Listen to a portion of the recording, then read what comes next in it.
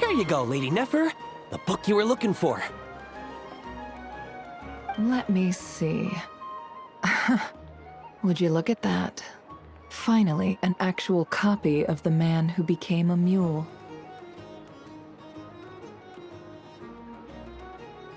Yeah! Nefer doesn't seem like the kind of person who takes commissions. More like the kind who dishes them out.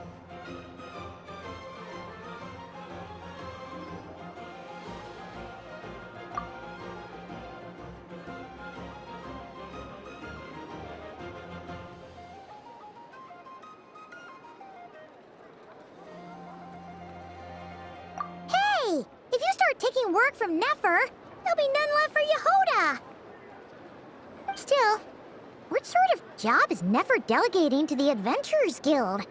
Paimon's kinda curious. Not bad. This is exactly what I was looking for. The Adventurers Guild must have quite the impressive network tracking down a long-lost story like this. Well, that's all thanks to our hard-working adventurers. There were quite a few setbacks along the way, but in the end, we managed to find a collector in Snezhnaya who had a copy. How ironic that a story about the desert would end up somewhere like Snezhnaya. Well, thank you for your efforts. I'll send over the payment as promised. Also, Mr. Sarin, please keep this commission active and raise its priority level. I'll cover the additional fee as well. Not a problem. It's our honor to do business with you, Lady Nefer. If you'll excuse me, I'll go get everything sorted.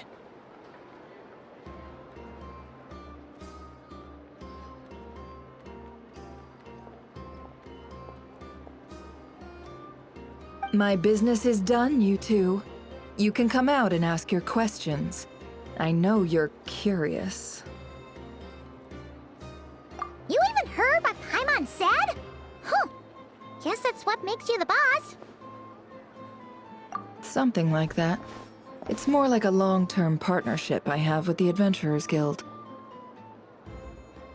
Come, let's head back to the curatorium for a cup of tea. This isn't the best place for sharing stories.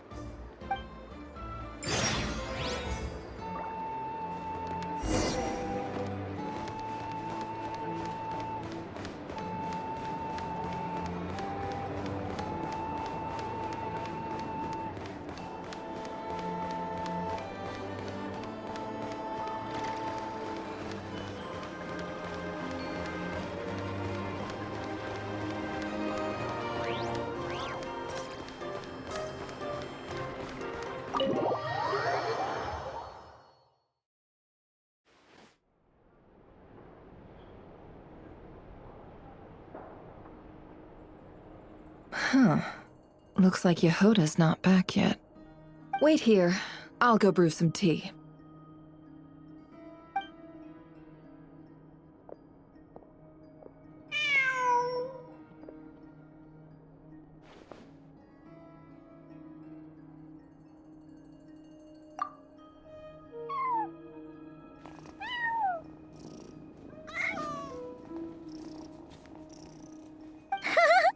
Who's a good kitty?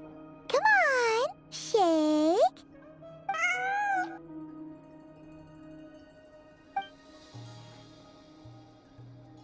All right, help yourselves. Cream and sugar is over there if you need it. Looks like Ashrew's taken a real liking to you. Back when I first brought him home, he was as fierce as a little lion. He didn't let anyone get close except for me. Anybody else who tried would have his little fangs and claws to contend with. Seriously? You'd never guess he used to be aggressive.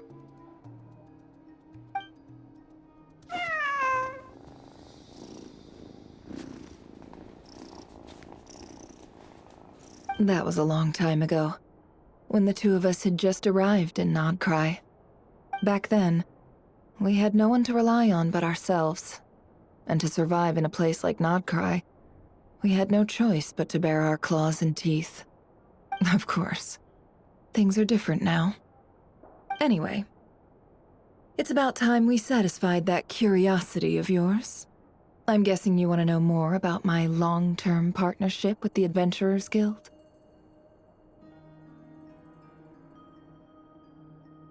You mean like some kind of extra special treasure even Nefer can't get her hands on?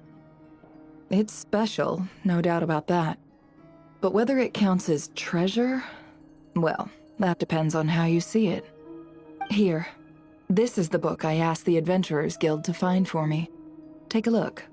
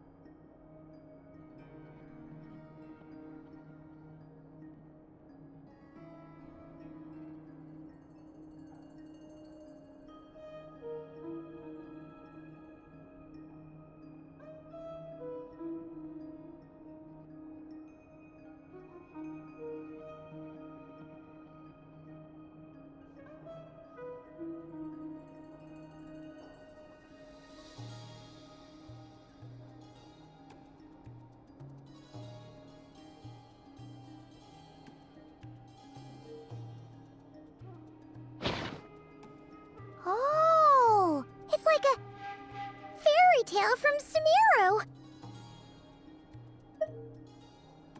Uh-oh, not another riddle-filled treasure hunt. Well, have fun. Paimon's gonna sit this one out. Relax. It's just a story passed down among the desert dwellers of Sumeru. There's no secret treasure and no hidden riddles. The only reason I went to such lengths to find it is because it has to do with my father. That's right. From what you've seen before, you no doubt remember the fate that befell us. Before he brought back those so-called spoils of war, before our little village ended up buried under the desert sands, he used to tell me stories. You know what Sumeru was like back then. Tales like these, stories full of wisdom and warmth, were something only the lucky few living in the rainforests got to hear. But for the desert dwellers, cut off from civilization by the wall of Samiel, wisdom and warmth were luxuries we couldn't afford. The stories passed down in the desert had one purpose and one alone: to teach children how to survive. In desert tales, people who waste food get turned into scorpions. Those who waste water end up losing their tongues. The stories taught us to be kind, but to be scarce with our trust. To lie and deceive as long as we didn't get caught. But I suppose my father didn't want me to turn out like everyone else. He would take these stories and change them. Imbue them with more warmth.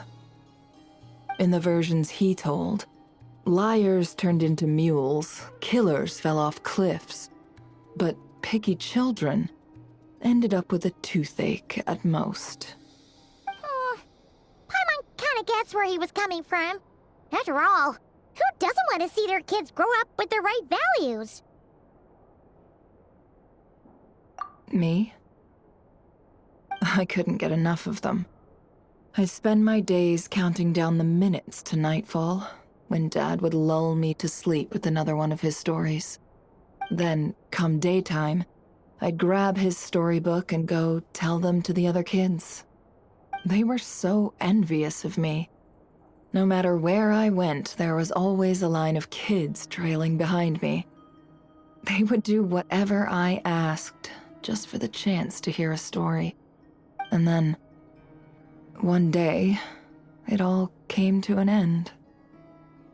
And now, all that remains of those times is buried under the sand. My father, my friends, my tribe, and all those stories too. After that, I went to the academia. It was there that I first discovered the original versions of some of his stories. In those versions, the liars were never punished. The murderers walked free. After all, if you fall for a lie, you deserve to be deceived. If the blade is in your hand, you get to write the rules. And picky children?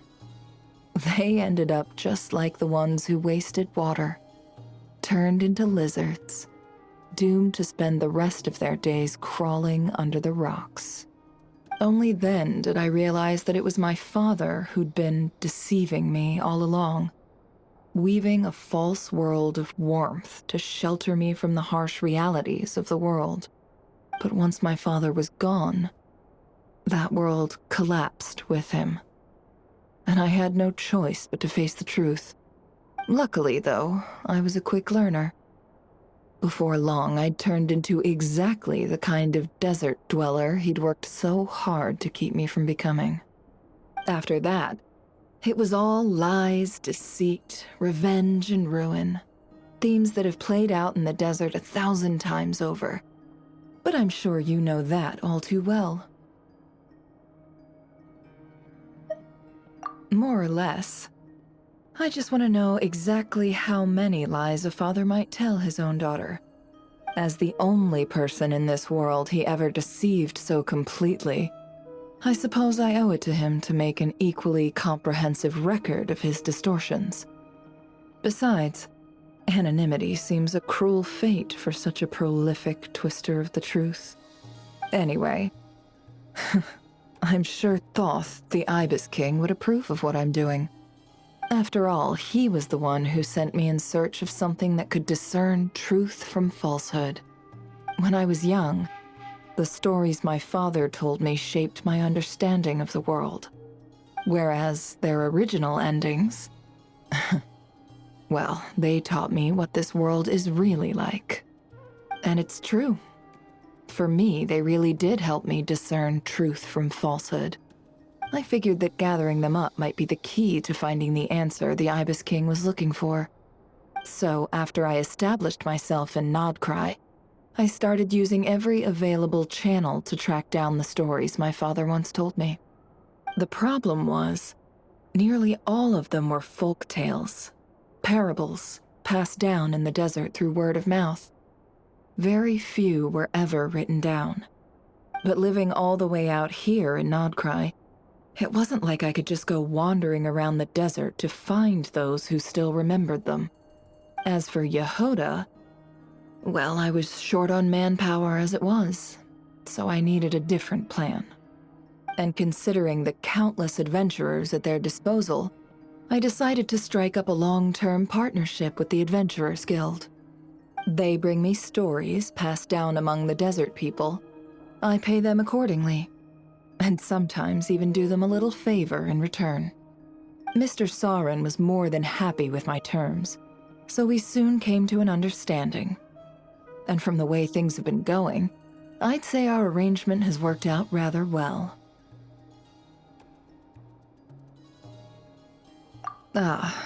Well, this was the very last story my father ever told me. The only one whose ending he left unchanged. A man who spent his life distorting the truth. Buried under the desert sand the one time he chose not to lie. And look, it even says, deep down, his was a heart of gold. And that is the greatest wisdom of all. How ironic is that? Anyway, I can make a copy of this story if you're interested. And I just realized, you're an adventurer too, aren't you, traveler? Well, being an adventurer means you've traveled far and wide, and seen many things. I was just thinking, we could sign an agreement for a long-term partnership of our own. If you ever come across any stories about the desert dwellers of Sumeru, bring them to me, and I'll make it worth your while. Wait, was that your goal this whole time? Just to ask us that? Wonderful. Then here's to a long and fruitful partnership. And speaking of partnerships, why isn't Yehoda back yet? Was that job I gave her really that difficult?